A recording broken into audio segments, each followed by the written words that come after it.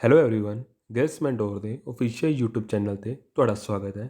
ਪੰਜਾਬ ਪਟਵਾਰੀ examination ਦੇ accounts ਦਾ lecture ਅੱਜ ਅਸੀਂ 31 ਦੇਖਣ ਲੱਗੇ ਹਾਂ। ਅੱਜ ਅਸੀਂ ਅੱਗੇ ਕੋਸਟ ਸ਼ੀਟ ਦੀ ਪੂਰੀ ਇੱਕ ਨੂਮੈਰੀਕਲ ਦੇਖਾਂਗੇ। ਠੀਕ ਹੈ, ਮੈਂ ਤੁਹਾਨੂੰ ਵਿੱਚ ਪਰਫੋਰਮਾ ਕਰਾ ਚੁੱਕਾ। ਮੈਂ ਤੁਹਾਨੂੰ ਅੱਜ ਇੱਕ ਨੂਮੈਰੀਕਲ ਕਰਕੇ ਦਿਖਾਵਾਂਗਾ। ਮਤਲਬ ਕਰਕੇ ਨਹੀਂ, ਮੈਂ ਤੁਹਾਨੂੰ ਦਿਖਾਵਾਂਗਾ ਕਿ ਨੂਮੈਰੀਕਲ ਕਿਵੇਂ ਹੁੰਦਾ ਹੈ। ਕੋਸਟ ਸ਼ੀਟ ਦਾ ਨੂਮੈਰੀਕਲ ਜਿਵੇਂ ਕਿਵੇਂ ਪ੍ਰਾਈਮ ਕੋਸਟ ਨਿਕਲਦੀ ਹੈ, ਕਿਵੇਂ ਕੋਸਟ ਆਫ ਪ੍ਰੋਡਕਸ਼ਨ ਨਿਕਲਦੀ ਹੈ। ਠੀਕ ਹੈ ਨਾ, ਜੇ ਤੁਸੀਂ ਉਹ ਪਰਫੋਰਮਾ ਦੇਖ ਲਓਗੇ ਨਾ, ਤੁਹਾਡੀ ਅੱਖਾਂ 'ਚ ਜਦੋਂ ਚੀਜ਼ ਆ ਜਾਏਗੀ ਤਾਂ ਤੁਹਾਨੂੰ ਜੋ ਤੁਸੀਂ MCQs ਕਰੋਗੇ ਤੁਹਾਨੂੰ ਆਸਾਨੀ ਰਹੇਗੀ, ਤੁਹਾਨੂੰ ਪ੍ਰੋਬਲਮ ਨਹੀਂ ਆਉਣੀ। ਠੀਕ ਹੈ ਨਾ, ਤਾਂ ਮੈਂ ਡਿਟੇਲ 'ਚ ਕਰਾਉਣਾ ਚਾਹੁੰਦਾ ਤਾਂ ਕਿ ਤੁਹਾਨੂੰ ਪ੍ਰੋਬਲਮ ਨਾ ਆਵੇ। ਸਿੰਪਲ ਜਿਹਾ ਕੁਐਸਚਨ ਆਵੇ ਤਾਂ ਵੀ ਤੁਹਾਨੂੰ ਕੋਈ ਪ੍ਰੋਬਲਮ ਨਹੀਂ ਆਏਗੀ। ਜਿਹੜੇ ਬੱਚੇ ਨੇ ਮੇਰਾ ਅੱਜ ਵਾਲਾ ਨੂਮੈਰੀਕਲ ਦੇਖ ਲਿਆ, ਮਤਲਬ ਕਿ ਉਸ ਨੂੰ ਨਹੀਂ ਪ੍ਰੋਬਲਮ ਆਉਣ ਵਾਲੀ, ਉਸ ਨੂੰ MCQs 'ਚ ਕੋਈ ਪ੍ਰੋਬਲਮ ਨਹੀਂ ਆਉਣ ਵਾਲੀ। ਠੀਕ ਹੈ ਫਰੈਂਡਸ, ਤਾਂ ਲੈਕਚਰ ਸਟਾਰਟ ਕਰਨ ਤੋਂ ਪਹਿਲਾਂ ਪੰਜਾਬ ਪਟਵਾਰੀ ਐਗਜ਼ਾਮੀਨੇਸ਼ਨ ਲਈ ਮੌਕ ਟੈਸਟ ਪ੍ਰੋਵਾਈਡ ਕੀਤੇ ਜਾ ਰਹੇ ਨੇ, ਸੈਕਸ਼ਨ ਟੈਸਟ ਪ੍ਰੋਵਾਈਡ ਕੀਤੇ ਜਾ ਰਹੇ ਨੇ, ਈ-ਬੁੱਕਸ ਪ੍ਰੋਵਾਈਡ ਕੀਤੀਆਂ ਜਾ ਰਹੀਆਂ ਨੇ। ਜਿਹੜੇ ਬੱਚੇ ਖਰੀਦਣਾ ਚਾਹੁੰਦੇ ਹਨ ਉਹ www.gilsmentor.test.com ਤੋਂ ਜਾ ਕੇ ਖਰੀਦ ਸਕਦੇ ਹਨ ਅਤੇ ਆਪਣੀ ਤਿਆਰੀ ਨੂੰ ਹੋਰ ਪੱਕਾ ਕਰ ਸਕਦੇ ਹਨ। ਮੌਕ ਟੈਸਟ ਜ਼ਰੂਰ ਖਰੀਦੋ, ਇਸ ਨਾਲ ਤੁਹਾਡਾ ਹੀ ਫਾਇਦਾ ਹੈ, ਤੁਹਾਡਾ ਹੀ ਕੌਨਫੀਡੈਂਸ ਬੂਸਟ ਹੋਏਗਾ। ਠੀਕ ਹੈ ਨਾ, ਤੁਸੀਂ ਰੋਜ਼ ਟੈਸਟ ਦੋਗੇ ਤਾਂ ਤੁਹਾਡੀ ਤਿਆਰੀ ਅੱਛੀ ਹੋਵੇਗੀ। ਠੀਕ ਹੈ ਨਾ, ਅਤੇ ਜੇ ਬੱਚਿਆਂ ਨੂੰ ਕੋਈ ਵੀ ਪ੍ਰੋਬਲਮ ਆਉਂਦੀ ਹੈ ਕਿਸੇ ਵੀ ਲੈਕਚਰ ਵਿੱਚ ਤਾਂ ਤੁਸੀਂ ਜ਼ਰੂਰ ਕਮੈਂਟ ਕਰਿਆ ਕਰੋ, ਮੈਂ ਉਹਦਾ ਰਿਪਲਾਈ ਕਰਿਆ ਕਰਾਂਗਾ। ਜਿਵੇਂ ਮੈਂ ਕੋਈ ਕੁਐਸਚਨ ਪੁੱਛਦਾ ਤੁਹਾਡੇ ਤੋਂ, ਜੇ ਮੈਂ ਕਈ ਵਾਰੀ ਉਹਦਾ ਅਗਲੇ ਕੁਐਸਚਨ 'ਚ ਡਿਸਕਸ ਨਹੀਂ ਕਰਦਾ ਤਾਂ ਤੁਸੀਂ ਉਸੇ ਲੈਕਚਰ ਦੇ ਐਂਡ 'ਚ 1 ਦਿਨ ਜਾਂ 2 ਦਿਨ ਬਾਅਦ ਦੇਖਣਾ ਕਿ ਮੈਂ ਉਹਦੇ ਆਨਸਰ ਦਿੱਤੇ ਪਏ ਹੋਣਗੇ। ਮੈंने ਜ਼ਿਆਦਾਤਰ ਲੈਕਚਰਾਂ ਦੇ ਚਲੋ ਮੈਂ ਦੇਖ ਰਿਹਾ, ਬਟ ਮੈਂ ਹਰੇਕ ਲੈਕਚਰ ਬਾਅਦ ਮੈਂ ਕੋਸ਼ਿਸ਼ ਕਰਾਂਗਾ ਕਿ ਮੈਂ ਤੁਹਾਨੂੰ ਉਸਦੇ ਆਨਸਰ ਪ੍ਰੋਵਾਈਡ ਕਰਾ ਦੂੰਗਾ। ਠੀਕ ਹੈ ਫਰੈਂਡਸ, ਜੇ ਤੁਹਾਨੂੰ ਕੋਈ ਪ੍ਰੋਬਲਮ ਆ ਰਹੀ ਹੈ ਤੁਸੀਂ ਜ਼ਰੂਰ ਡਿਸਕਸ ਕਰੋ, ਕਮੈਂਟ ਕਰੋ, ਮੈਂ ਉਹਦਾ ਰਿਪਲਾਈ 100% ਕਰਾਂਗਾ। ਠੀਕ ਹੈ ਫਰੈਂਡਸ, ਆਪਾਂ ਅੱਜ ਕੋਸਟ ਸ਼ੀਟ ਦੇਖਾਂਗੇ ਡਿਟੇਲ ਵਿੱਚ। ਠੀਕ ਹੈ ਫਰੈਂਡਸ, ਹੁਣ ਆਪਾਂ ਤੁਹਾਨੂੰ ਮੈਂ ਇੱਕ ਐਗਜ਼ਾਮਪਲ ਲੈ ਕੇ ਦਿਖਾ ਰਿਹਾ। ਆਪਾਂ ਪਿੱਛੇ ਪਰਫੋਰਮਾ ਦੇਖ ਚੁੱਕੇ ਹਾਂ ਕਿ ਪ੍ਰਾਈਮ ਕੋਸਟ ਕਿਹਨੂੰ ਕਹਿੰਦੇ ਆ, ਉਹ 'ਚ ਸਾਰੇ ਡਾਇਰੈਕਟ ਖਰਚੇ ਆਉਂਦੇ ਨੇ। ਠੀਕ ਹੈ ਨਾ, ਆਪਾਂ ਪ੍ਰਾਈਮ ਕੋਸਟ ਦੇਖ ਚੁੱਕੇ ਹਾਂ, ਫੈਕਟਰੀ ਦੇ ਖਰਚੇ ਦੇਖ ਚੁੱਕੇ ਹਾਂ, ਆਫਿਸ ਦੇ ਖਰਚੇ ਦੇਖ ਚੁੱਕੇ ਨਾ ਆਪਾਂ ਆਫਿਸ ਦੇ ਖਰਚੇ, ਸੈਲਿੰਗ ਡਿਸਟਰੀਬਿਊਸ਼ਨ ਦੇ ਤੁਹਾਨੂੰ ਮੈਂ ਇੱਕ MCQ 'ਚ ਦੱਸ ਚੁੱਕਾ। ਹੁਣ ਉਹ ਕਿਵੇਂ ਅਪਲਾਈ ਹੁੰਦੇ ਨੇ ਉਹ ਆਪਾਂ ਨੇ ਦੇਖਣਾ ਹੈ। ਠੀਕ ਹੈ, ਇੱਕ ਜੋ ਤੁਹਾਨੂੰ ਨੂਮੈਰੀਕਲ ਹੋ ਜਾਏਗਾ ਨਾ ਤਾਂ ਤੁਹਾਨੂੰ ਦਿਮਾਗ ਵਿੱਚ, ਤੁਹਾਡੇ ਮਾਈਂਡ ਵਿੱਚ ਕਲੀਅਰ ਹੋ ਜਾਏਗਾ। ਠੀਕ ਹੈ ਫਰੈਂਡਸ, ਹੁਣ ਦੇਖੋ ਕੋਈ ਕੰਪਨੀ ਹੈ, ABC ਕੰਪਨੀ ਹੈ ਅਤੇ ਜਨਵਰੀ 2019 ਦੀ ਇੱਕ ਕੋਸਟ ਸ਼ੀਟ ਬਣਾ ਰਹੀ ਹੈ। ਠੀਕ ਹੈ, ਕਿਸੇ ਪ੍ਰੋਡਕਟ ਦੀ। ਠੀਕ ਹੈ, ਹੁਣ ਸਭ ਤੋਂ ਪਹਿਲਾਂ ਠੀਕ ਹੈ ਉੱਥੇ ਕਿਵੇਂ ਆਪਾਂ ਪ੍ਰਾਈਮ ਕੋਸਟ ਕਿਵੇਂ ਕੱਢਦੇ ਸੀ, ਆਪਾਂ direct material, direct labour plus direct expenses, ਉਹੀ ਦੇਖਣੇ ਆਪਾਂ ਨੇ। ਡਾਇਰੈਕਟ ਮਟੀਰੀਅਲ ਆ ਦੇਖੋ, direct material raw material consumed. ਠੀਕ ਹੈ, ਇਕੱਲਾ ਰੋ ਮਟੀਰੀਅਲ ਜਿੰਨਾ ਕੰਜ਼ਿਊਮਡ ਹੋਇਆ ਉਹ ਦੇਖਣਾ ਆਪਾਂ ਨੇ। ਹੁਣ ਇਹਨੂੰ ਕੱਢਣ ਲਈ ਜਿਹੜਾ ਆਪਾਂ ਡਾਇਰੈਕਟ ਮਟੀਰੀਅਲ ਤੁਹਾਨੂੰ ਦਿੱਤਾ ਨਹੀਂ ਹੋਏਗਾ, ਆਪਾਂ ਨੇ ਕੱਢਣਾ ਹੋਏਗਾ। ਜਿਹੜਾ ਡਾਇਰੈਕਟ ਮਟੀਰੀਅਲ ਲੱਗ ਰਿਹਾ ਨਾ ਉਹ ਆਪਾਂ ਨੇ ਕੱਢਣਾ ਹੋਏਗਾ। ਕਿਵੇਂ ਕੱਢਣਾ ਹੋਏਗਾ, ਆ ਦੇਖੋ ਓਪਨਿੰਗ ਸਟਾਕ ਦਿੱਤਾ ਹੋਏਗਾ। ਠੀਕ ਹੈ, ਵਿੱਚ ਆਪਾਂ ਪਰਚੇਸਿਸ ਐਡ ਕਰ ਦਾਂਗੇ ਅਤੇ ਕੈਰੇਜ ਇਨਵਰਡ ਕੀ ਹੋ ਗਿਆ, ਡਾਇਰੈਕਟ ਮੇਰਾ ਐਕਸਪੈਂਸ ਹੋ ਗਿਆ। ਠੀਕ ਹੈ, ਇਹਨੂੰ ਕਹਿੰਦੇ ਆ ਡਾਇਰੈਕਟ ਐਕਸਪੈਂਸ। ਪ੍ਰਾਈਮ ਕੋਸਟ ਵਿੱਚ ਆਪਾਂ ਦੇਖਿਆ ਸੀ ਨਾ, direct labour, direct expenses, direct material. ਇਸੇ ਤਰ੍ਹਾਂ ਜਿਹੜਾ ਕੈਰੇਜ ਇਨਵਰਡ ਹੈ ਉਹ ਵੀ ਇੱਕ ਡਾਇਰੈਕਟ ਐਕਸਪੈਂਸਿਸ ਹੈ। ਆਪਾਂ ਨੂੰ ਸਿੱਧਾ ਕੋਈ ਐਕਸਪੈਂਸ ਦੇ ਨਾਮ ਤੋਂ ਨਹੀਂ ਦਿੱਤਾ ਹੋਏਗਾ, ਆਪਾਂ ਨੇ ਉਹਨੂੰ ਛਾਨਣਾ ਹੋਏਗਾ ਕਿ ਕਿਹੜਾ ਖਰਚਾ ਮੇਰਾ ਡਾਇਰੈਕਟ ਐਕਸਪੈਂਸ ਹੈ। ਤੁਹਾਨੂੰ ਵੈਸੇ ਜ਼ਿਆਦਾਤਰ ਪਤਾ ਲੱਗ ਜਾਏਗਾ ਕਿ ਕਿਹੜਾ ਖਰਚਾ ਡਾਇਰੈਕਟ ਐਕਸਪੈਂਸ ਹੈ। ਜਦੋਂ ਤੁਹਾਨੂੰ ਖਰਚਿਆਂ ਦਾ ਪਤਾ ਲੱਗ ਗਿਆ ਨਾ ਕਿ ਇਹ ਖਰਚੇ ਇੰਡਾਇਰੈਕਟ ਹੈ ਜਾਂ ਡਾਇਰੈਕਟ ਹੈ, ਤਾਂ ਕੋਸਟ ਸ਼ੀਟ ਕਰਨ ਵਿੱਚ ਕੋਈ ਪ੍ਰੋਬਲਮ ਨਹੀਂ ਆਉਂਦੀ। ਮਤਲਬ ਕਿ ਕੋਸਟ ਸ਼ੀਟ ਸਮਝਣ ਵਿੱਚ ਕੋਈ ਪ੍ਰੋਬਲਮ ਨਹੀਂ ਆਉਂਦੀ। ਤੁਹਾਨੂੰ ਕੁਐਸਚਨਾਂ ਵਿੱਚ ਉੱਥੇ ਕੋਈ ਕੋਸਟ ਸ਼ੀਟ ਬਣਾਉਣ ਨੂੰ ਨਹੀਂ ਕਹਿਣਗੇ, ਤੁਹਾਨੂੰ MCQs ਦੀ ਤਰ੍ਹਾਂ ਹੀ ਕੁਐਸਚਨ ਪੁੱਛਣਗੇ। ਤਾਂ ਉਰੇ ਆਪਾਂ ਨੂੰ ਕੀ ਪਤਾ ਲੱਗਿਆ, ਕੈਰੇਜ ਇਨਵਰਡ ਦਾ ਪਤਾ ਲੱਗਿਆ ਕਿ ਜੇ ਕੋਈ ਕੈਰੇਜ ਇਨਵਰਡ ਦਿੱਤਾ ਹੋਏਗਾ ਉਹ ਜ਼ਰੂਰ ਜਿਹੜਾ ਪਰਚੇਸਿਸ ਉੱਪਰ ਜਦੋਂ ਮੈਂ ਪਰਚੇਸ ਮਾਲ ਕੀਤਾ ਹੋਏਗਾ ਉਸ ਦੇ ਉੱਪਰ ਇੱਕ ਕੈਰੇਜ ਇਨਵਰਡ ਦਾ ਖਰਚਾ ਹੋਏਗਾ। ਠੀਕ ਹੈ, ਜਿਵੇਂ ਮੈਂ ਇਹ ਚੀਜ਼ ਕਿਵੇਂ ਕਰਨੀ, ਜਿਵੇਂ ਆਪਾਂ ਕੋਸਟ ਆਫ ਗੁੱਡਸ ਸੋਲਡ ਕੱਢਦੇ ਸੀ ਨਾ, ਉਵੇਂ ਹੀ ਕੱਢਣਾ ਆਪਾਂ ਨੇ। ਇਹਨੂੰ ਵੀ ਓਪਨਿੰਗ ਕਰਦੇ ਸੀ ਪਲੱਸ ਪਰਚੇਸਿਸ ਕਰਦੇ ਸੀ ਪਲੱਸ ਡਾਇਰੈਕਟ ਐਕਸਪੈਂਸਿਸ ਕਰਦੇ ਸੀ ਮਾਈਨਸ ਕਲੋਜ਼ਿੰਗ ਸਟਾਕ ਕਰ ਦਿੰਦੇ ਸੀ। ਉਰੇ ਉਵੇਂ ਹੀ ਸੇਮ ਹੈ। ਜਿਹੜਾ ਮੇਰਾ ਡਾਇਰੈਕਟ ਮਟੀਰੀਅਲ ਨਿਕਲੇਗਾ ਨਾ, ਜਿੰਨਾ ਮੇਰਾ ਰੋ ਮਟੀਰੀਅਲ ਕੰਜ਼ਿਊਮਡ ਹੋਇਆ ਉਹਦੀ ਵੈਲਿਊ ਕਿਵੇਂ ਕੱਢਾਂਗੇ, ਓਪਨਿੰਗ ਰੋ ਮਟੀਰੀਅਲ ਦਿੱਤਾ ਹੋਏਗਾ ਇਹ ਆਪਾਂ ਉਰੇ ਪਾ ਦਾਂਗੇ, ਡਿਟੇਲ 'ਚ ਪਾ ਦਾਂਗੇ। ਟੋਟਲ ਕੋਸਟ ਨਹੀਂ ਪਾਉਣਾ, ਟੋਟਲ ਕੋਸਟ ਆਪਾਂ ਬਾਅਦ 'ਚ ਪਾਵਾਂਗੇ। ਠੀਕ ਹੈ, 54,000 ਪਾ ਦਾਂਗੇ। ਠੀਕ ਹੈ, ਐਡ ਮਟੀਰੀਅਲ ਪਰਚੇਸਡ ਪਾ ਦਾਂਗੇ। ਠੀਕ ਹੈ, ਐਡ ਮਟੀਰੀਅਲ ਪਰਚੇਜ ਜਿਹੜਾ ਮੈंने ਇਸ ਸਾਲ ਪਰਚੇਸ ਕੀਤਾ ਹੈ ਅਤੇ ਉਹਦੇ ਉੱਪਰ ਜਿਹੜਾ ਖਰਚਾ ਆਇਆ ਡਾਇਰੈਕਟ ਐਕਸਪੈਂਸਿਸ ਉਹ ਪਾ ਦਾਂਗੇ। ਇਹ ਪਾਤਾ ਤਾਂ ਮੇਰਾ ਇੰਨਾ ਟੋਟਲ ਆ ਗਿਆ। ਠੀਕ ਹੈ, 33,000 ਨਹੀਂ 3,36,150। ਠੀਕ ਹੈ, 3,36,150 ਰੁਪਏ ਦਿੱਤੇ ਹੋਏ ਆ। ਠੀਕ ਹੈ, ਤਾਂ ਇੰਨਾ ਆ ਗਿਆ। ਇੱਥੋਂ ਮੈਂ closing stock of raw material minus ਕਰ ਦਾਂਗਾ। ਠੀਕ ਹੈ, 48,500 ਮਾਈਨਸ ਕਰ ਦਾਂਗਾ। ਜਦੋਂ ਮੈਂ ਇੱਥੋਂ 33 6 ਇੱਕ 50 ਤੋਂ 48,500 ਮਾਈਨਸ ਕਰ ਦਾਂਗਾ ਤਾਂ ਮੇਰੀ ਇਹ ਅਮਾਊਂਟ ਆ ਜਾਏਗੀ। ਠੀਕ ਹੈ, ਮੇਰੀ ਇਹ ਅਮਾਊਂਟ ਆ ਜਾਏਗੀ। ਇਹ ਅਮਾਊਂਟ ਆ ਗਈ ਤਾਂ ਇਹ ਅਮਾਊਂਟ ਨੂੰ ਮੈਂ ਕੀ ਕਵਾਂਗਾ? ਮੈਂ ਦੱਸੋ, ਇਹ ਅਮਾਊਂਟ ਨੂੰ ਕਵਾਂਗਾ ਕੀ ਕਵਾਂਗਾ ਇਹਨੂੰ ਮੈਂ? ਇਹ ਅਮਾਊਂਟ ਨੂੰ ਮੈਂ ਕਵਾਂਗਾ ਜਿਹੜਾ ਡਾਇਰੈਕਟ ਮਟੀਰੀਅਲ ਉਹ ਕੰਜ਼ਿਊਮਡ ਹੋਇਆ ਮੇਰਾ। ਠੀਕ ਹੈ, ਡਾਇਰੈਕਟ ਮਟੀਰੀਅਲ ਕੰਜ਼ਿਊਮਡ ਹੋਇਆ, ਉਸ ਨੂੰ ਅਮਾਊਂਟ ਨੂੰ ਕਵਾਂਗੇ। ਜਿਹੜੇ ਮੈਂ ਇਹ ਕੈਲਕੂਲੇਸ਼ਨ ਕੀਤੀ ਹੈ ਨਾ, ਇਹਦੇ ਨਾਲ ਮੇਰਾ ਡਾਇਰੈਕਟ ਮਟੀਰੀਅਲ ਰੋ ਕੰਜ਼ਿਊਮਡ ਨਿਕਲਿਆ, ਹਾਲੇ ਪ੍ਰਾਈਮ ਕੋਸਟ ਨਹੀਂ ਨਿਕਲੀ ਆਪਣਾ, ਹਾਲੇ ਡਾਇਰੈਕਟ ਮਟੀਰੀਅਲ ਜਿਹੜਾ ਕੰਜ਼ਿਊਮਡ ਉਹ ਹੀ ਨਿਕਲਿਆ। ਠੀਕ ਹੈ ਫਰੈਂਡਸ, ਹੁਣ ਇਸ ਤੋਂ ਬਾਅਦ ਆਪਾਂ ਨੇ ਕਲੋਜ਼ਿੰਗ ਸਟਾਕ ਨੂੰ ਮਾਈਨਸ ਕਰਨਾ ਪਏਗਾ। ਕਲੋਜ਼ਿੰਗ ਸਟਾਕ ਕੀ ਹੁੰਦਾ? ਜੋ ਇਸ ਸਾਲ ਬਚ ਗਿਆ ਉਹਨੂੰ ਮਾਈਨਸ ਕਰਕੇ ਇਹ ਆ ਗਈ ਨਾ ਅਮਾਊਂਟ। ਇਸ ਵਿੱਚ ਮੈਂ ਹੁਣ ਤੁਹਾਨੂੰ ਮੈਂ ਇੱਕ ਡਾਇਰੈਕਟ ਲੇਬਰ ਦੀ ਗੱਲ ਕੀਤੀ ਸੀ ਨਾ, ਜਿਹੜਾ ਡਾਇਰੈਕਟ ਲੇਬਰ ਦੀ ਉਹ ਹੁਣ ਉਰੇ ਆ ਗਿਆ ਪ੍ਰੋਡਕਟਿਵ ਵੇਜਿਸ, ਉਹ ਆਪਾਂ ਹੁਣ ਐਡ ਕਰਾਂਗੇ। ਪ੍ਰਾਈਮ ਕੋਸਟ 3 ਚੀਜ਼ਾਂ ਐਡ ਹੁੰਦੀਆਂ, direct material, direct labour, direct expenses. ਤਾਂ ਮਟੀਰੀਅਲ ਵਿੱਚ ਆਪਾਂ ਨੇ ਮਟੀਰੀਅਲ ਤਾਂ ਕੱਢ ਲਿਆ ਆਪਾਂ ਨੇ, ਜਿੰਨਾ ਕੰਜ਼ਿਊਮਡ ਹੋਇਆ ਸੀ ਉਹ ਤਾਂ ਕੱਢ ਲਿਆ। ਹੁਣ ਪ੍ਰੋਡਕਟਿਵ ਵੇਜਿਸ, ਇਹ ਤਾਂ ਵੇਜਿਸ ਦਿੱਤੇ ਹੋਣਗੇ, ਪ੍ਰੋਡਕਟਿਵ ਵੇਜਿਸ ਨਾਮ ਲਿਖਿਆ ਹੋਏਗਾ ਅੱਗੇ, ਤੁਹਾਨੂੰ ਨਾਮ ਤੋਂ ਪਤਾ ਲੱਗ ਜਾਏਗਾ ਕਿ ਇਹ ਜਿਹੜੇ ਹੈ ਡਾਇਰੈਕਟ ਖਰਚੇ ਹੈ। ਠੀਕ ਹੈ, ਪ੍ਰੋਡਕਟਿਵ ਵੇਜਿਸ ਦਿੱਤੇ ਹੋਣਗੇ, ਤੁਹਾਨੂੰ ਅੰਦਾਜ਼ਾ ਲਾਉਣਾ ਹੈ, ਤੁਹਾਨੂੰ ਸੋਚਣਾ ਹੈ ਕਿ ਜਿਹੜੇ ਖਰਚੇ ਹੈ ਇਹ ਡਾਇਰੈਕਟ ਵਾਲੇ ਖਰਚੇ ਹੈ, ਪ੍ਰੋਡਕਟਿਵ ਦਿੱਤਾ ਹੋਏਗਾ। ਠੀਕ ਹੈ, ਜੇ ਕੋਈ ਆਫਿਸ ਦੀ ਸੈਲਰੀ ਦਿੱਤੀ ਹੋਏਗੀ ਉਹ ਇਨਡਾਇਰੈਕਟ ਖਰਚਾ ਹੋਏਗਾ। ਠੀਕ ਹੈ ਫਰੈਂਡਸ, ਤਾਂ ਆਪਾਂ ਪ੍ਰੋਡਕਟਿਵ ਵੇਜਿਸ ਐਡ ਕਰ ਦਾਂਗੇ। ਠੀਕ ਹੈ, 17,500 ਇੰਨਾ ਐਡ ਕਰ ਦਾਂਗੇ, ਜਿਵੇਂ 1,75,000 ਹੈ ਨਾ, ਉਹ ਐਡ ਕਰ ਦਾਂਗੇ ਆਪਾਂ ਉਰੇ। 1,75,000 ਐਡ ਕਰਤਾ ਆਪਾਂ ਨੇ, ਤਾਂ ਇੰਨੀ ਅਮਾਊਂਟ ਆ ਗਈ। ਠੀਕ ਹੈ, ਇੰਨੀ ਅਮਾਊਂਟ ਆ ਗਈ, ਤਾਂ ਇੰਨੀ ਅਮਾਊਂਟ ਆ ਗਈ। ਇਸ 'ਚੋਂ ਆਪਾਂ ਜਿਹੜਾ ਮਟੀਰੀਅਲ ਡਿਸਟਰੋਇਡ ਹੋ ਗਿਆ, ਮਤਲਬ ਕਿ ਜਿਹੜਾ ਕਿੱਥੇ ਕੋਈ ਫਾਇਰ ਵਗੈਰਾ ਹੋਈ ਹੋਣੀ ਉਸ ਵਿੱਚ ਖਤਮ ਹੋ ਗਿਆ, ਉਹ ਮਾਈਨਸ ਕਰ ਦਾਂਗੇ। ਠੀਕ ਹੈ, ਠੀਕ ਹੈ ਨਾ, 66,50 ਮਾਈਨਸ ਕਰ ਦਾਂਗੇ, 66,50 ਮਾਈਨਸ ਕਰ ਦਾਂਗੇ। ਤਾਂ ਮਾਈਨਸ ਕਰਕੇ ਜਿੰਨੀ ਮੇਰੀ ਅਮਾਊਂਟ ਆਈ, 'ਚੋਂ ਮਾਈਨਸ ਕਰਕੇ ਜੋ ਆਏਗਾ ਨਾ ਉਹ ਮੇਰੀ ਪ੍ਰਾਈਮ ਕੋਸਟ ਹੋਏਗੀ। ਠੀਕ ਹੈ ਫਰੈਂਡਸ, ਕੀ ਕੀਤਾ ਆਪਾਂ ਨੇ? ਆਪਣੇ ਡਾਇਰੈਕਟ ਮਟੀਰੀਅਲ ਰੋ ਕੰਜ਼ਿਊਮਡ ਕੱਢ ਲਿਆ। ਆਪਾਂ ਨੂੰ ਇਵੇਂ ਇਹ ਚੀਜ਼ਾਂ ਦਿੱਤੀਆਂ ਹੋਣਗੀਆਂ, ਆਪਾਂ ਨੇ ਸਪੋਜ਼ ਕਰੋ ਤੁਹਾਨੂੰ ਕਈ ਵਾਰੀ MCQ 'ਚ ਆ ਜਾਵੇ ਕਿ ਤੁਸੀਂ ਡਾਇਰੈਕਟ ਮਟੀਰੀਅਲ ਕੰਜ਼ਿਊਮਡ ਕੱਢ ਕੇ ਦਿਖਾਓ ਮੈਨੂੰ, ਜਿਹੜਾ ਰੋ ਮਟੀਰੀਅਲ ਕੰਜ਼ਿਊਮਡ ਉਹ ਕੱਢ ਕੇ ਦਿਖਾਓ। ਤੁਹਾਨੂੰ ਓਪਨਿੰਗ ਦਿੱਤਾ ਹੋਏਗਾ, ਪਰਚੇਸਿਸ ਦਿੱਤੇ ਹੋਣਗੇ, ਕੈਰੇਜ ਇਨਵਰਟ ਦਿੱਤਾ ਹੋਏਗਾ ਅਤੇ ਕਲੋਜ਼ਿੰਗ ਸਟਾਕ ਦਿੱਤਾ ਹੋਏਗਾ। ਤੁਸੀਂ ਕੀ ਕਰਨਾ? ਓਪਨਿੰਗ ਪਲੱਸ ਕਰਨਾ, ਮਟੀਰੀਅਲ ਪਰਚੇਸ ਪਲੱਸ ਕਰਨਾ, ਕੈਰੇਜ ਇਨਵਰਟ ਪਲੱਸ ਕਰਨਾ ਅਤੇ ਮਾਈਨਸ ਕਲੋਜ਼ਿੰਗ ਸਟਾਕ ਕਰਨਾ। ਤੁਹਾਡੀ ਇਹ ਅਮਾਊਂਟ ਆ ਜਾਏਗੀ। ਠੀਕ ਹੈ, ਇਹ ਅਮਾਊਂਟ ਆ ਜਾਏਗੀ ਨਾ, ਇਹ ਅਮਾਊਂਟ ਆ ਗਈ। ਤਾਂ ਉਸ ਵਿੱਚੋਂ ਆਪਾਂ ਨੇ ਵੇਜਿਸ ਜਿਹੜੇ ਹੈ ਉਹ ਪਲੱਸ ਕਰ ਦੇਣੇ, ਕਿਉਂਕਿ ਪ੍ਰਾਈਮ ਕੋਸਟ ਵਿੱਚ ਵੇਜਿਸ ਐਡ ਹੁੰਦੇ ਆ, ਤਾਂ 1,75,000 ਪਲੱਸ ਕਾ ਹੋ ਜਾਣਾ। ਤਾਂ ਲੈਸ ਕੀ ਹੋਏਗਾ? ਜੋ ਫਾਇਰ ਵਿੱਚ ਡਿਸਟਰੋਇਡ ਹੋਏਗਾ, ਜਿਹੜੀ ਚੀਜ਼ ਆਪਣੇ ਯੂਜ਼ ਵਿੱਚ ਨਹੀਂ ਹੈ, ਜਿਹੜਾ ਚੀਜ਼ ਆਪਣੇ ਇਸ ਟਾਈਮ ਬਿਜ਼ਨਸ ਵਿੱਚ ਨਹੀਂ ਹੈ, ਉਹਨੂੰ ਆਪਾਂ ਨੇ ਹਮੇਸ਼ਾ ਮਾਈਨਸ ਹੀ ਕਰਨਾ। ਠੀਕ ਹੈ, ਉਹਨੂੰ ਮਾਈਨਸ ਕੀਤਾ ਆਪਾਂ ਨੇ, ਤਾਂ ਸਾਨੂੰ ਤਾਂ ਹੀ ਐਕਚੁਅਲ ਵੈਲਿਊ ਪਤਾ ਲੱਗੇਗੀ ਨਾ, ਤਾਂ ਹੀ ਆਪਾਂ ਇੱਕ ਐਸਟੀਮੇਟਿਡ ਕੋਸਟ ਕੱਢ ਪਾਵਾਂਗੇ। ਤਾਂ ਉਰੇ ਇਹ ਚੀਜ਼ ਆਪਾਂ ਮਾਈਨਸ ਕਰ ਦਾਂਗੇ 66,50, ਤਾਂ ਮੇਰੀ ਕੀ ਆ ਜਾਏਗੀ? Prime cost. ਠੀਕ ਹੈ ਨਾ, ਇਹਦੇ ਕੋਈ ਡਾਇਰੈਕਟ ਲੇਬਰ ਵੀ ਆ ਗਿਆ, ਡਾਇਰੈਕਟ ਐਕਸਪੈਂਸਿਸ ਵੀ ਆ ਗਏ ਅਤੇ ਡਾਇਰੈਕਟ ਮਟੀਰੀਅਲ ਵੀ ਆ ਗਿਆ। ਠੀਕ ਹੈ, ਡਾਇਰੈਕਟ ਮਟੀਰੀਅਲ ਵੀ ਆ ਗਿਆ ਨਾ ਸਭ ਕੁਝ। ਤਾਂ ਕੀ ਨਿਕਲ ਗਿਆ ਮੇਰੀ? ਕੀ ਨਿਕਲਿਆ? 4,56,000 ਕੀ ਨਿਕਲ ਗਈ ਮੇਰੀ? ਕੀ ਨਿਕਲ ਗਈ? ਪ੍ਰਾਈਮ ਕੋਸਟ ਨਿਕਲ ਗਈ।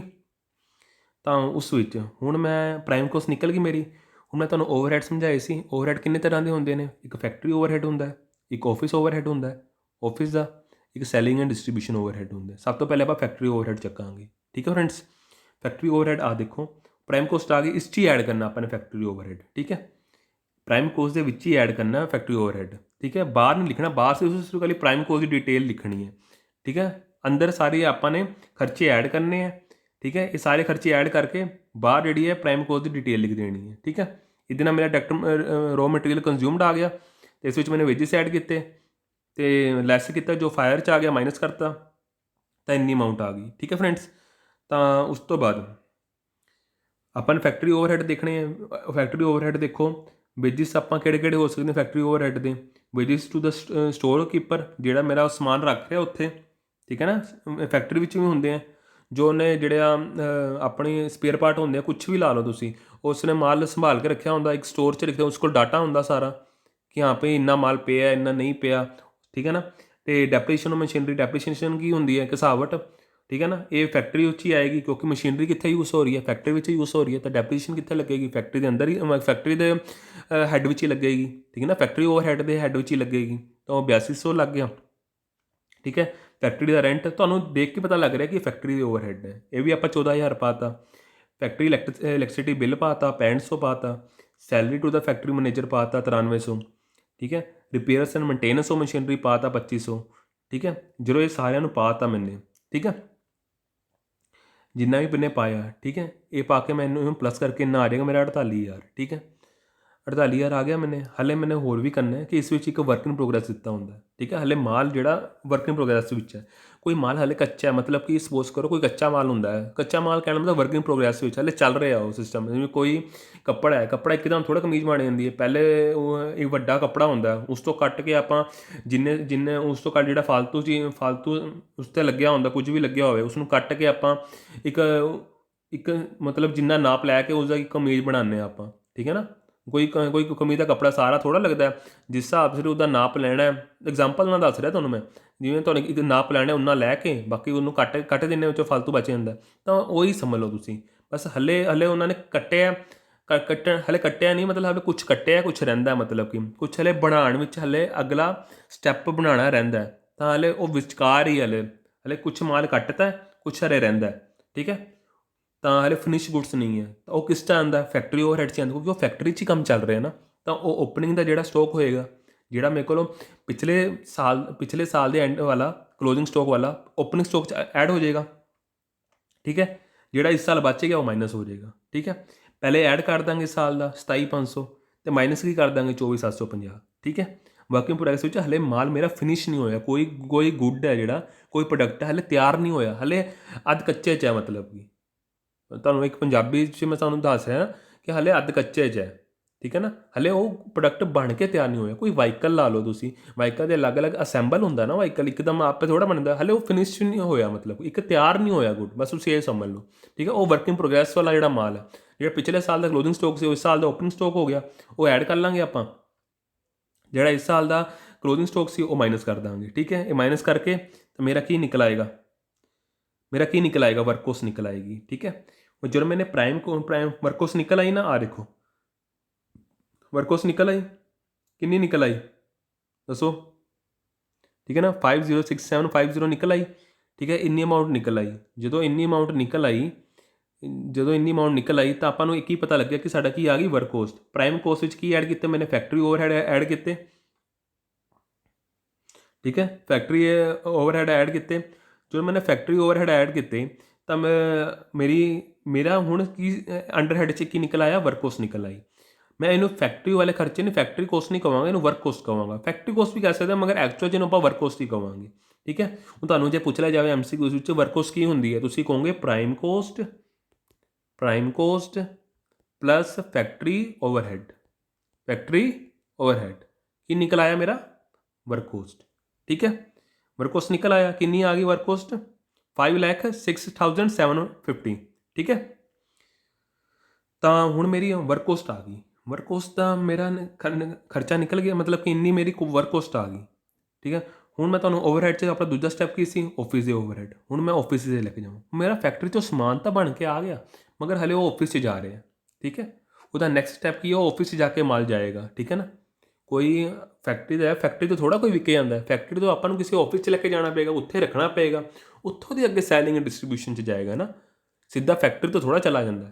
ਫੈਕਟਰੀ ਤੋਂ ਆਪਾਂ ਕਿਸੇ ਹੋਰ ਜਾ ਕੇ ਮਾਲ ਰੱਖਦੇ ਹਾਂ, ਫਿਰ ਉਸ ਤੋਂ ਬਾਅਦ ਨੈਕਸਟ ਸਟੈਪ ਵਿੱਚ ਆਪਾਂ ਸੈਲਿੰਗ ਡਿਸਟਰੀਬਿਊਸ਼ਨ ਦੇ ਆਪਾਂ ਜਿਹੜੇ ਆਪਣੇ ਟਰਾਂਸਪੋਰਟ ਕਰਨਾ ਹੁੰਦਾ ਉੱਥੇ ਲੈ ਕੇ ਜਾਂਦੇ ਹਾਂ। ਉਸ ਤੋਂ ਪਹਿਲਾਂ ਜਿਹੜਾ ਉਹ ਫੈਕਟਰੀ ਦਾ ਆਫਿਸ ਦਾ ਜਿਹੜਾ ਖਰਚਾ ਹੋਏਗਾ, ਉਹ ਆਪਾਂ ਖਰਚੇ ਐਡ ਕਰਾਂਗੇ। ਕਿਹੜੇ ਖਰਚੇ ਹੋ ਸਕਦੇ ਆ, ਤੁਸੀਂ ਦੇਖੋ। ਆਫਿਸ ਔਰ ਐਡਮਿਸ਼ਨ ਓਵਰਹੈਡ ਵਿੱਚ ਕੀ ਐਡ ਕਰਾਂਗੇ, ਆਫਿਸ ਦੀ ਕਲੀਨਿੰਗ, ਠੀਕ ਹੈ, ਜਿਹੜਾ ਆਫਿਸ ਸੀ। ਡੈਪਰੇਸ਼ਨ ਔਨ ਆਫਿਸ ਕੰਪਿਊਟਰ, ਜਿਹੜੇ ਕੰਪਿਊਟਰ ਰੱਖੇ ਹੋਏ ਜਿੱਚੋਂ ਜਿਹੜਾ ਸਾਰਾ ਮਾਲ ਆ ਰਿਹਾ ਉਹਦਾ ਡਾਟਾ ਰਿਕਾਰਡ ਹੋ ਰਿਹਾ,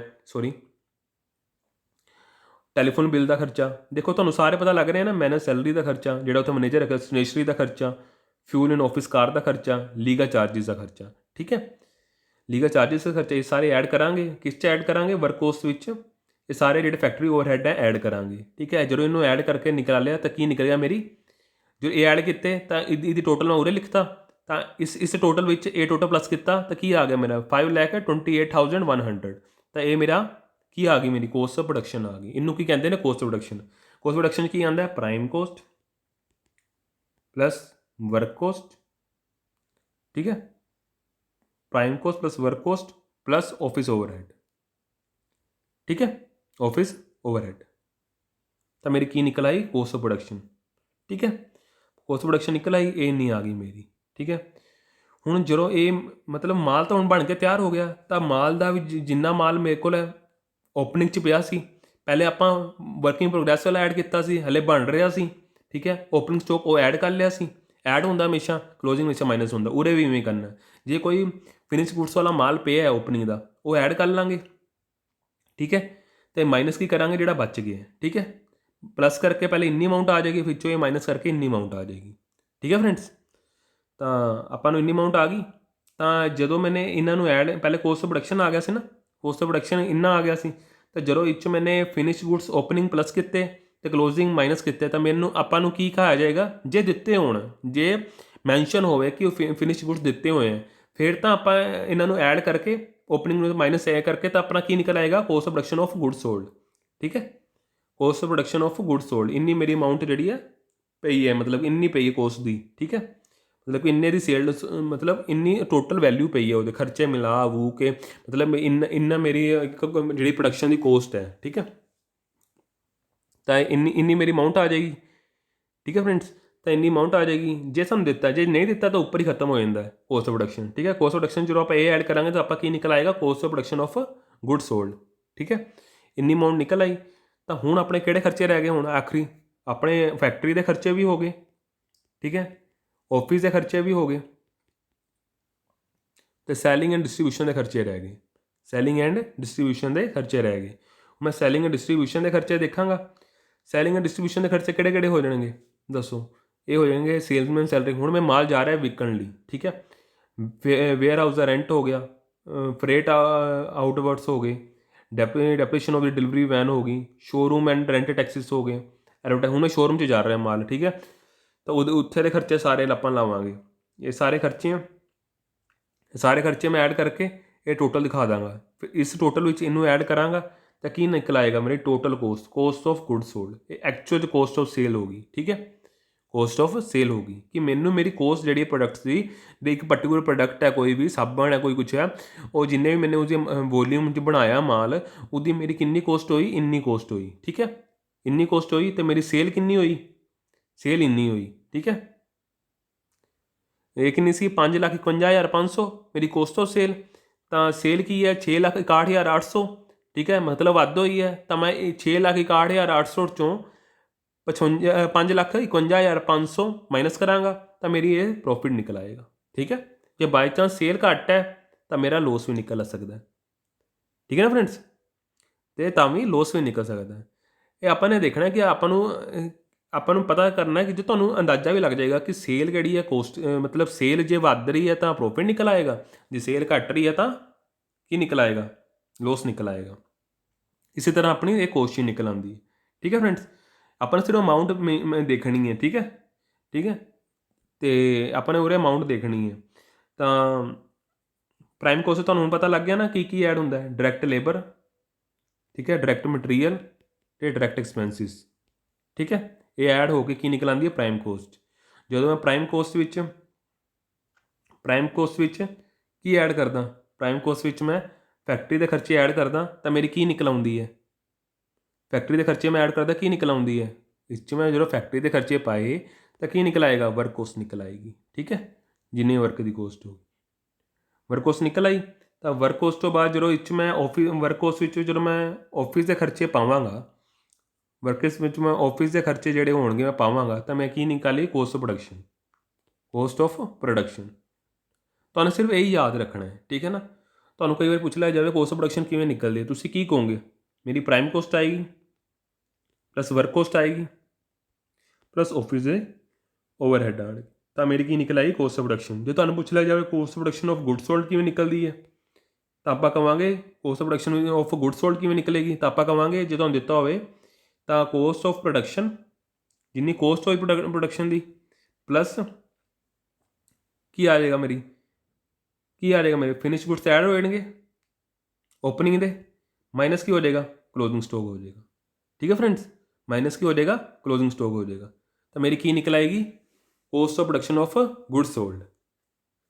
ਠੀਕ ਹੈ ਫਰੈਂਡਸ, ਤਾਂ ਜਦੋਂ ਇਹ 'ਚ ਮੈਂ ਸੈਲਿੰਗ ਡਿਸਟਰੀਬਿਊਸ਼ਨ ਦੇ ਐਡ ਕਰਾਂਗਾ ਤਾਂ ਮੇਰੀ ਟੋਟਲ ਕੋਸਟ ਅਤੇ ਕੋਸਟ ਆਫ ਗੁੱਡ ਸੋਲਡ ਨਿਕਲ ਆਏਗੀ। ਜੇ ਤੁਸੀਂ ਧਿਆਨ ਨਾਲ ਦੇਖੋ ਇਹ 'ਚੋਂ ਕਿੰਨੇ ਹੀ MCQs ਬਣ ਸਕਦੇ ਆਪਣੇ। ठीक है ना। जो ਤੁਹਾਨੂੰ ਉਹਦੇ ਪਰਫੋਰਮਾ ਪਤਾ ਲੱਗ ਗਿਆ ਤਾਂ ਤੁਹਾਨੂੰ ਕਿੰਨਾ ਆਸਾਨ ਹੋ ਜਾਏਗਾ। ਠੀਕ ਹੈ। ਡਾਇਰੈਕਟ ਮਟੀਰੀਅਲ ਰੋ ਮਟੀਰੀਅਲ ਕਿਵੇਂ ਨਿਕਲਦਾ ਹੈ, ਓਪਨਿੰਗ ਨਿਕਲਦਾ ਹੈ, ਐਡ ਆਪਾਂ ਮਟੀਰੀਅਲ ਪਰਚੇਸ ਕਰਦੇ ਹਾਂ, ਕੈਰੇਜ ਇਨਵਰਡ ਕਰਦੇ ਹਾਂ, ਲੈਸ ਕੀ ਕਰਦੇ ਕਲੋਜ਼ਿੰਗ ਸਟੋਕ, ਤਾਂ ਆਪਣੀ ਕਿੰਨੀ ਨਿਕਲ ਆਉਂਦੀ ਹੈ, ਰੋ ਮਟੀਰੀਅਲ ਕੰਜ਼ਿਊਮ ਨਿਕਲ ਆਉਂਦਾ ਹੈ। ਉਹਦੇ ਵੇਜਿਸ ਐਡ ਕਰਦੇ ਹਾਂ, ਡਿਸਟ੍ਰੀਬਿਊਟ ਬਾਈ ਫਾਇਰ ਕਰਦੇ ਹਾਂ, ਤਾਂ ਇਹ ਅਮਾਊਂਟ ਨਿਕਲ ਆਉਂਦੀ ਹੈ। ਠੀਕ ਹੈ। ਇਸ ਤਰ੍ਹਾਂ ਆਪਾਂ ਨੇ ਇੱਕ ਕੋਸਟ ਸ਼ੀਟ ਤਿਆਰ ਹੁੰਦੀ ਹੈ। ਠੀਕ ਹੈ ਫਰੈਂਡਸ। ਅਤੇ ਆਪਣੀ ਟੋਟਲ ਅਮਾਊਂਟ ਆ ਜਾਂਦੀ ਹੈ। ਤੁਹਾਨੂੰ ਇਹ ਕੋਸਟ ਸ਼ੀਟ ਬਣਾਉਣ ਦਾ ਸਿਰਫ ਇਹ ਮਤਲਬ ਸੀ ਜੇ ਬਾਈ ਚਾਂਸ ਤੁਹਾਨੂੰ MCQs ਆਵੇ ਤਾਂ ਤੁਹਾਨੂੰ ਕੋਈ ਪ੍ਰੋਬਲਮ ਨਾ ਹੋਵੇ। ਠੀਕ ਹੈ ਨਾ। ਜੇ ਤੁਹਾਨੂੰ ਤਾਂ ਵੀ ਕੋਈ ਪ੍ਰੋਬਲਮ ਆਉਂਦੀ ਹੈ ਤਾਂ ਤੁਸੀਂ ਮੈਨੂੰ ਕਮੈਂਟ ਕਰਿਓ, ਤੁਹਾਨੂੰ ਮੈਂ ਉਸ ਵਿੱਚ ਹੀ ਰਿਪਲਾਈ ਕਰ ਦਾਂਗਾ। ਠੀਕ ਹੈ। ਤੁਹਾਨੂੰ ਕੋਈ ਪ੍ਰੋਬਲਮ ਆਉਣ ਨਹੀਂ ਦੇਵਾਂਗਾ ਮੈਂ, ਤੁਹਾਨੂੰ ਕੋਈ ਵੀ ਪ੍ਰੋਬਲਮ ਆਉਂਦੀ। ਆਪਾਂ ਨੇ ਅੱਜ ਕੋਸਟ ਸ਼ੀਟ ਸਮਝਿਆ। ਇਸ ਤੋਂ ਬਾਅਦ ਆਪਾਂ ਨੈਕਸਟ ਵਿੱਚ ਆਪਾਂ ਸਾਰੇ ਇੱਕ ਵਾਰੀ ਫਾਰਮੂਲੇ ਵੀ ਦੇਖਾਂਗੇ ਕਿ ਯੂਨਿਟ ਪ੍ਰੋਡਿਊਸ ਕਿਵੇਂ ਨਿਕਲਦੇ ਹੈ। ਠੀਕ ਹੈ। ਕਨਵਰਜ਼ਨ ਕੋਸਟ ਕਿਵੇਂ ਨਿਕਲਦੀ ਹੈ। ਠੀਕ ਹੈ। ਉਹ ਆਉਣ ਵਾਲੇ ਲੈਕਚਰ 'ਚ ਆਪਾਂ ਸਾਰਾ ਦੇਖਾਂਗੇ ਕਨਵਰਜ਼ਨ ਕੋਸਟ ਕਿਵੇਂ ਨਿਕਲਦੀ ਹੈ। ਠੀਕ ਹੈ। ਆਪਾਂ ਨੇ ਇਹ ਚੀਜ਼ ਸਾਰੀ ਦੇਖਣੀ ਆਪਾਂ ਨੇ। ਅਤੇ ਆਪਣੇ ਨੇ EOQ ਕੀ ਹੁੰਦਾ। ਠੀਕ ਹੈ। ਰੀਆਰਡਰ ਲੈਵਲ ਕੀ ਹੁੰਦਾ, ਉਹ ਵੀ ਆਪਾਂ ਆਉਣ ਵਾਲੇ ਲੈਕਚਰ 'ਚ ਦੇਖਾਂਗੇ। ਇਸ ਲਈ ਇੱਕ ਵਾਰੀ ਤੁਹਾਨੂੰ ਇਨਫੋਰਮੇਸ਼ਨ ਹੋਣੀ ਜ਼ਰੂਰੀ ਹੈ। ਠੀਕ ਹੈ। ਹੁਣ ਜਿਵੇਂ 10 ਕੁਐਸਚਨ ਆਉਣੇ, ਮੈਂ ਚਾਹੁੰਦਾ ਕਿ ਜਿਹੜੇ 10 ਕੁਐਸਚਨ ਆਉਣ ਇੱਕੋ ਤਰ੍ਹਾਂ ਦੇ ਤਾਂ ਨਹੀਂ ਆ ਸਕਦੇ ਨਾ। ਇਕੱਲੇ ਫਾਈਨੈਂਸ਼ੀਅਲ ਅਕਾਊਂਟਿੰਗ 'ਚੋਂ ਤਾਂ ਨਹੀਂ ਪੁੱਛ ਲੈਣਗੇ, ਫਾਈਨੈਂਸ਼ੀਅਲ ਅਕਾਊਂਟਿੰਗ 'ਚੋਂ ਤਾਂ ਨਹੀਂ ਪੁੱਛਣਗੇ, ਬਾਕੀਆਂ 'ਚੋਂ ਤਾਂ ਪੁੱਛਣਗੇ। ਠੀਕ ਹੈ ਨਾ। ਕੋਸਟ ਅਕਾਊਂਟਿੰਗ 'ਚ ਪੁੱਛਣਗੇ, ਜ਼ਰੂਰ ਪੁੱਛਣਗੇ। ਇੱਕ ਨਾ ਇੱਕ ਕੁਐਸਚਨ ਤਾਂ ਕੋਸਟ ਅਕਾਊਂਟਿੰਗ 'ਚ ਵੀ ਪੁੱਛਿਆ ਜਾਏਗਾ। ਫਾਈਨੈਂਸ਼ੀਅਲ ਅਕਾਊਂਟਿੰਗ ਕੀ ਹੁੰਦੀ ਹੈ। ਠੀਕ ਹੈ। ਜਿਸ 'ਚ ਮੈਨੂੰ ਪ੍ਰੋਫਿਟ ਐਂਡ ਲੋਸ ਕੱਢਣਾ ਹੁੰਦਾ, ਮੈਨੂੰ ਫਾਈਨੈਂਸ਼ੀਅਲ ਪੋਜੀਸ਼ਨ ਦੇਖਣੀ ਹੁੰਦੀ ਹੈ। ਕੋਸਟ ਅਕਾਊਂਟਿੰਗ ਕੀ ਹੁੰਦੀ, ਮੈਨੂੰ ਕੋਸਟ ਦੀ ਲਾਗਤ ਕੱਢਣੀ ਹੁੰਦੀ ਹੈ। ਠੀਕ ਹੈ ਨਾ। ਕੋਸਟ ਨੂੰ ਰਿਡਿਊਸ, ਕੋਸਟ ਨੂੰ ਕੰਟਰੋਲ ਕਰਨਾ ਹੁੰਦਾ। ਠੀਕ ਹੈ। ਤਾਂ ਮੈਨੂੰ ਕੋਸਟ ਅਕਾਊਂਟਿੰਗ 'ਚ ਵੀ ਪੁੱਛ ਲੈਣਗੇ। ਅਤੇ ਇੱਕ ਕੁਐਸਚਨ ਮੈਨੇਜਮੈਂਟ ਅਕਾਊਂਟਿੰਗ ਮਤਲਬ ਫੰਡ ਫਲੋ, ਕੈਸ਼ ਫਲੋ ਬਾਰੇ ਗੱਲ ਕੀਤੀ ਜਾ ਸਕਦੀ ਹੈ। ਠੀਕ ਹੈ।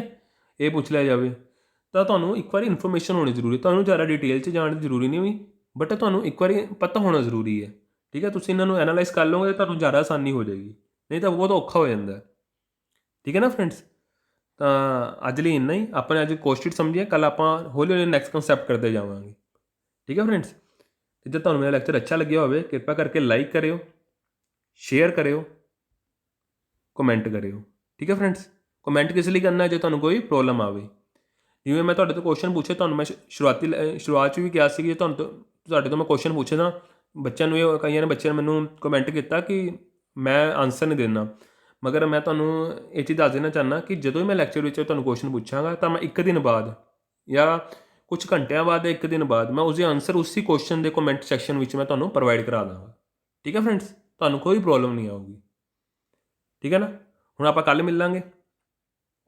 Okay friends. Thank you.